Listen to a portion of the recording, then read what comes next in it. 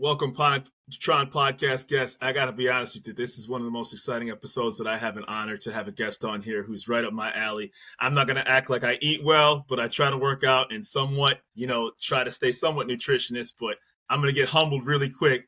I have a celebrity chef, Vikki Krinsky, in front of me. Thank you so much. Thanks for the intro. I appreciate it. What you eat.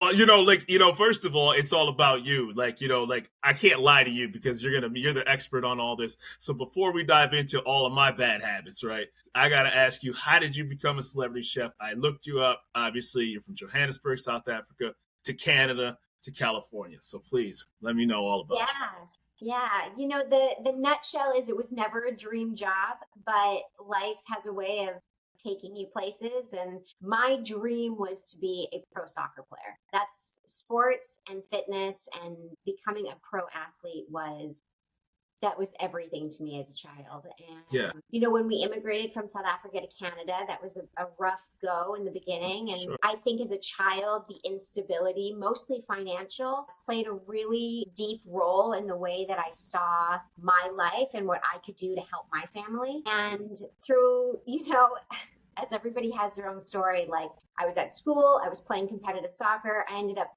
auditioning for a school play. I got the lead in the school play. There was an agent in the audience. My immigrant parents had no idea what this really meant. The agent signed me. I was 15. And all of a sudden, it was crazy. Like all of a sudden I was going out to auditions for Diet Coke commercials, which I landed, and Dairy Queen commercials. It was a pretty exciting time, and I was getting paid a lot of money to go do these little commercials. Yeah. And it really changed the trajectory of my life. Like all of a sudden I landed a TV series on Lifetime when I saw was 15. that. Yeah, it was wild. Like just so like, what is happening? No one understood what was going on. They said, you're going to go shoot a pilot. And I didn't even know what a pilot was. I was very confused. But needless to say, I moved to Toronto, shot the show, totally like kiboshed my dreams of being a pro athlete. But ironically, Nice backup plan. And it wasn't my passion, but it was so exciting. And I was getting paid the money to help my family. And like, that's the way I saw it. I thought like through something bigger, it was like funneling through me that this gift came into my life. You know what I mean? Absolutely. And that's how it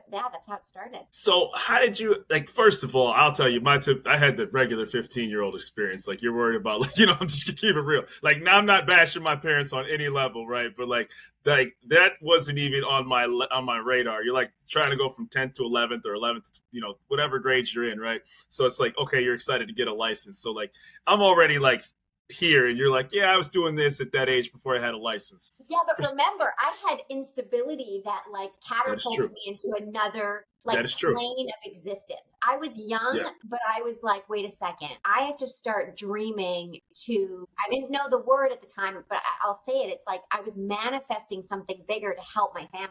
For sure.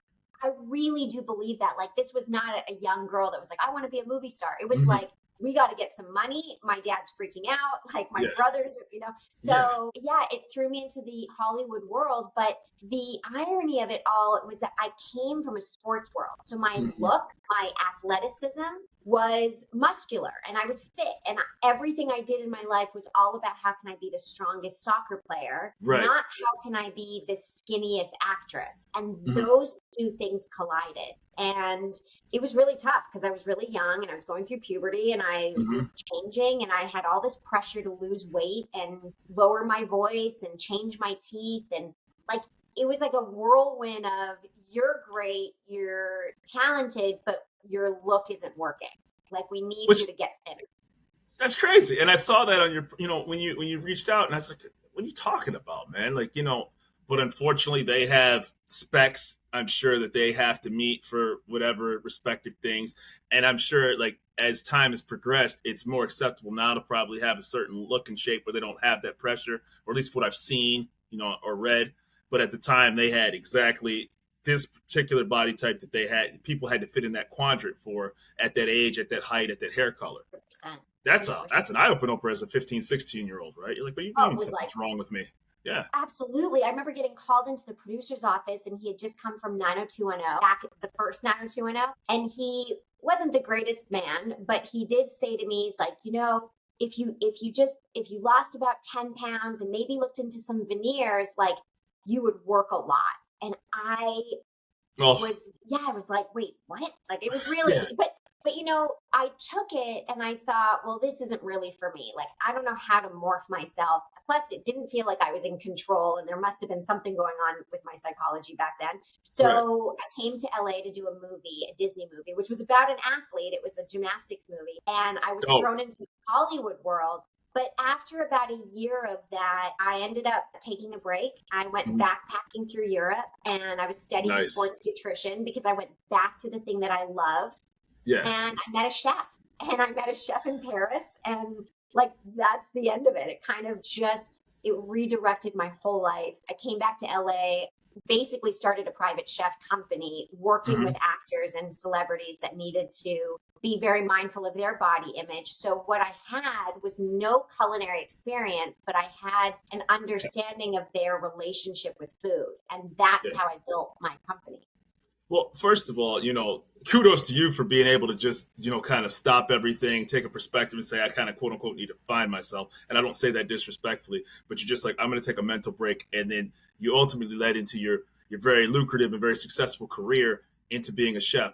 Now, when you talk about food, like I think like that is the relationship people have with food, the relationship you have with food are two different things, right? Because the relationship we have with food is, I'm just going to eat and it's all going to kind of work itself out in the end of the day, right? So, but we all get that humbling moment when gravity kicks in and we're not having our high school athletic career, so to speak, right? Absolutely. And then Absolutely. and then you have that WTF look in the mirror, Yeah. and the shirts didn't get smaller, you got bigger, you know what I mean? So let's just call it for what it is. So your relationship with food evolved, and so how did you end up getting clients, getting the right nutrition? Because the myth of eating healthy scares people, right? So please dive into that. Yeah, look, I'll say this.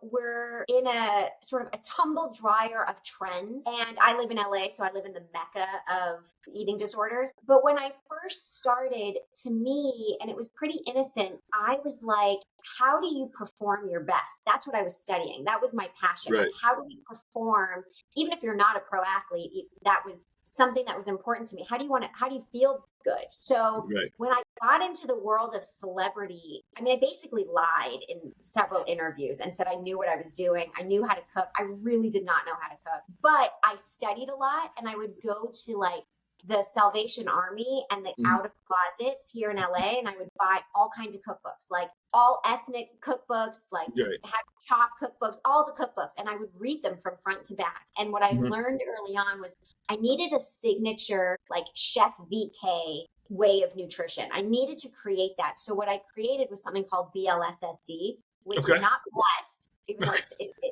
it's breakfast, lunch, snack, dinner. Because at the time, I thought if I can keep someone's macros in a certain place, Mhm. I'm going to create the perfect synergy between energy and body Mhm. image. That was Got it. where my head was. And I made it up myself. I mean, I really didn't have that much background in what I Yeah. was doing, but I had a lot of like inner confidence that allowed me to say, let me just try this. And No honestly, doubt. it worked. Like I had clients, I cooked for Reese Witherspoon and she was playing a softball player. And Mhm. I had 8 weeks, me and her trainer, we had 8 weeks to just get her into a certain type of shape. It was phenomenal. It was like That's a awesome. rush. Yeah, it was really fun. Really fun. And here's the thing, like, so this is where I'll reference myself when in just the general public is how do people balance, being mother, father, caretaker, caregiver, 12-hour, 10-hour workday, and they say, I'm not going to look like that because my schedule doesn't allow me to have prepared meals, a personal chef. I'm dog tired. So how do you dispel that myth to people say, no, you can achieve this even working full time, having kids, etc.? I think that's a great question. And I honestly think it comes down to basics. It's like, listen, you got to know your body and you have to be disciplined. Like, there's no magic pill. If you're No, going to overeat and you're not going to exert those calories, you're going to gain weight. And not only that, but my focus isn't so much calories and protein and all that. It's a macro system. What is your day like? What is your week like? How much activity do you get? So what I say to people when I first bring them on as a client, I do a consultation and I say, for 3 days, I want you to write down what you're eating. Everything. Mm.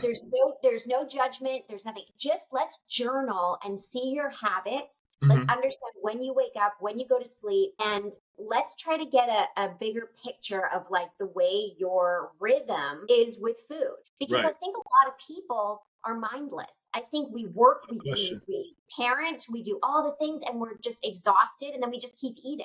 We're Yes. not Yes. really listening to our bodies. Right. And then on top of that, I read, I was reading a nutrition guide that said when you really think you're hungry, you're actually thirsty. Right. So, Percent.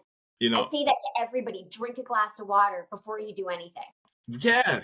And always sandwich the water. Like the water comes before the meal and after the meal, not so much Yes. during. It's crazy, right? And then all of a sudden because you trick your mind and think you need to grab a bag of potato chips or something like that.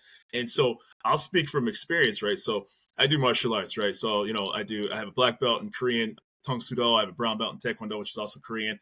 And I did Muay Thai and Brazilian Jiu Jitsu. I do them.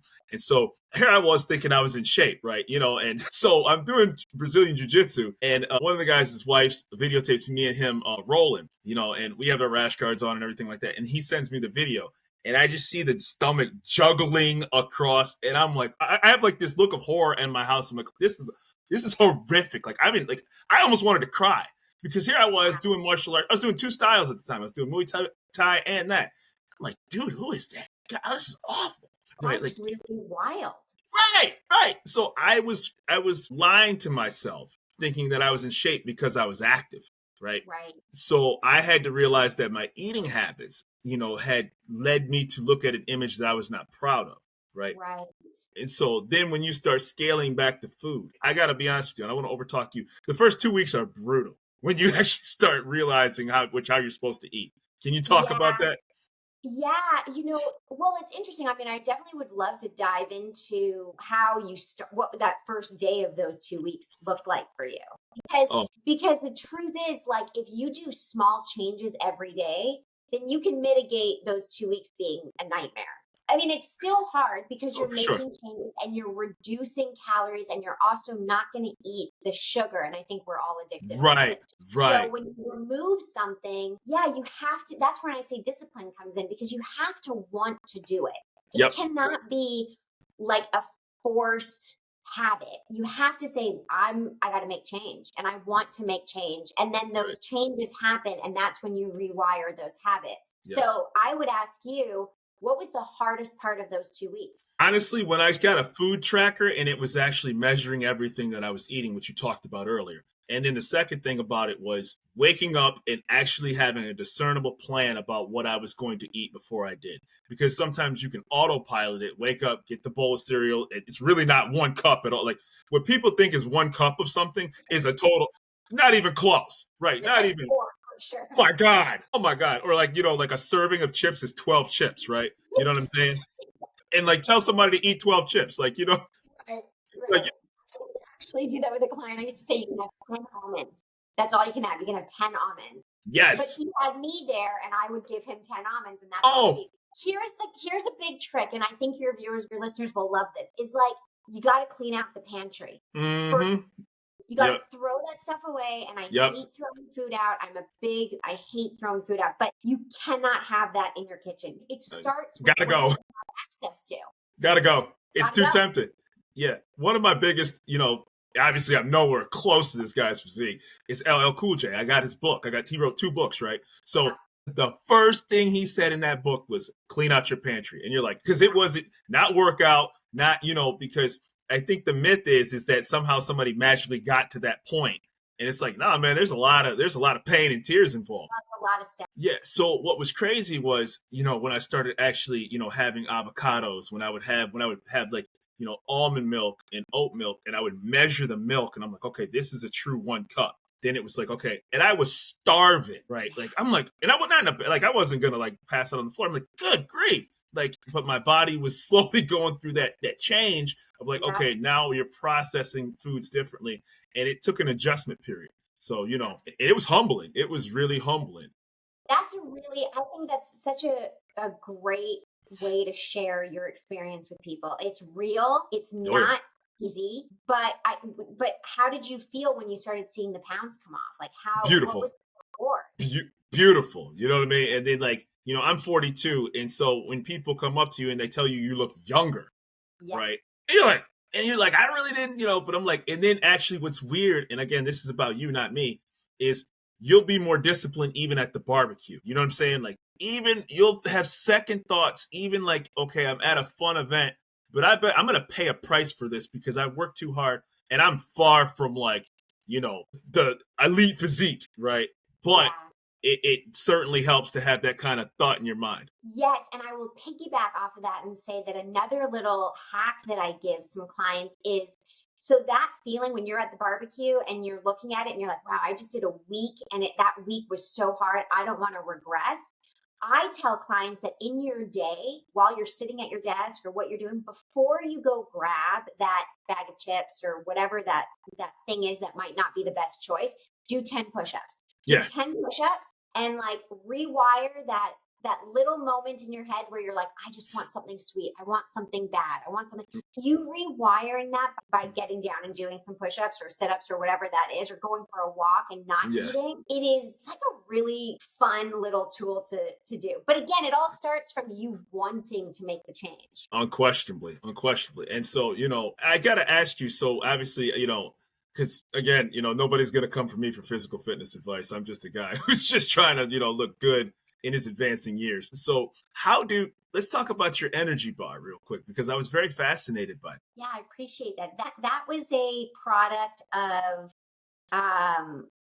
basically a client of mine was drinking too much caffeine, and his doctor and I kind of were in cahoots about how do we continue helping him with his energy levels while he's shooting a movie. Mm-hmm. He was up for 16, 17 hours a day, and we tried some Chinese medicine. He didn't really love the flavors of anything. I was his full-time chef. Nutrition is my background. So I thought, wow, I've really got to like step it up here. And he ended up getting a B12, a nurse come to set and do a B12 shot.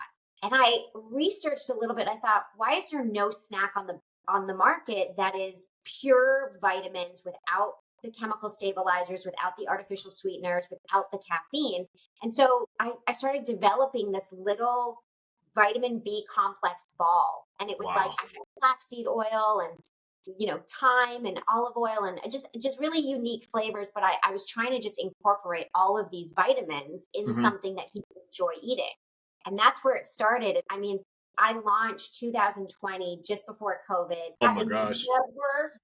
I didn't even know what CPG was, like consumer product good. No idea what that was. Didn't realize how much money this was going to be. Like really kind of blindly went into, I'm going to have a product that is going to work. Right. It really took off. And that's awesome. I'm over the moon having something that I'm so proud of. It's honestly like in a sea full of energy bars, because the world doesn't need more of them. Right. This bar that I was able to formulate through a lot of R&D. I mean, it took me a year and a half. Of course. And it's finished another iteration in May. Yeah, I'm really proud of them. I can't wait to send you some. They're really unique. Please. You know what I mean?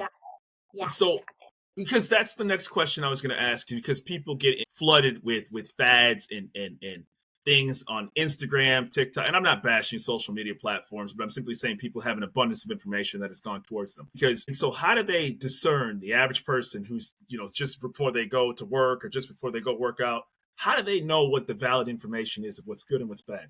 And I just want to, before you answer that, I only say that because if people actually look up what burns fat, there's not a single thing on the nutritionist, U.S. nutritional guideline of any pill that actually burns fat. Yeah, again, another great question. I think everybody's going to have their own perspective on what they value. Bodybuilders value protein, and they'll eat a ton of artificial sweetener to just get that protein. Like a Quest bar. I value really clean, authentic ingredients. I think our body runs better when we are eating things that are organic. And I don't mean organic as in non-organic or organic. I'm talking about something that grows on a tree. Yes, right. Like that type. So right. I think for anybody that really wants to decrease gut inflammation and eat a cleaner product, I think they should look at the nutrition label, make sure that there is nothing artificial in there. There's no soy lecithins, there's no stabilizers. I'm not big on artificial sweeteners. I think if you're going to have sweet, have it be date or honey, something that is really natural. I make my bars with dates, and that's the sugar in there. And I think just being able to read the label, I mean, we're hearing it more and more. I think we're sort of shifting over into the space of, can you pronounce the ingredients in the ingredient label? That's a great start. Like, it's not a scientific research lab behind the bar. It's like, how do we eat that our body can break it down? You don't get a Ferrari and go put like shitty oil in that. You got it like 91 octane. Like, you want to make it so it's going to purr. And I always tell people, your body is your Ferrari. It's like, that's your Porsche 911. Like, make it purr. So. No question, without question. And the thing is about it, it's like, the problem is that, and even me to a degree, it's like you'll have a really solid month where you're like on point, but then to sustain it is, the discipline that it takes. So how do you maintain somebody who's disciplined, who still wants to have, hey, I need this weekend to just kind of pig out, so to speak, like, either between a shoot, or they just say, hey, I need to live a little bit because I have a certain craving. How do you balance somebody's cravings? Yeah, I think it's necessary. But I also think once you get to a certain place and you start to see how your body looks and feels, those like cheat days, they're different, because you'll have a cheat day after you're clean and you won't feel great. So you're not going to like jump to go do that again. That's the beauty of it. There's an evolution that happens with nutrition, that if you make these small changes and you still are eating, listen, no one wants to wake up and eat lettuce. We all want like delicious food and we want to feel good. So it's a little bit of what feels good to you. What is you're a pizza guy, and we remove pizza from your diet 5 days a week, and then on Sunday you have like a couple pieces of pizza. Cool. Let's see how your body interacts with that. Maybe you're doing just enough those 5 days that those, that little bit of pizza is not going to make a big difference. But I'll tell you, if you remove pizza for a month and then you go back to eat a piece of pizza. Oh my gosh. You're not going to feel oh my God. Like, I'll spare people. I'll give you PG. It's a terrible feeling. It really, truly is. You know? So here's a question I have on a personal level. How does a guy get rid of like the dad little bit thing that just does not seem to remove off the stomach? Where's that area got to come off from? Like, it's still all diet. It's a bit complex, because you kind of want to go into your background. You want to like look and see if there's diabetes in the family. You want to like check out your blood test. That's a big one. But if we're talking like, generalization, it's really about putting on more muscle and burning more calories. So the more muscle you have in your body, the more calories you'll burn, is essentially how that works, right? So you have a little bit of something around your stomach. I would say, let's ramp up some of that strength training. Let's make sure that you're getting enough protein.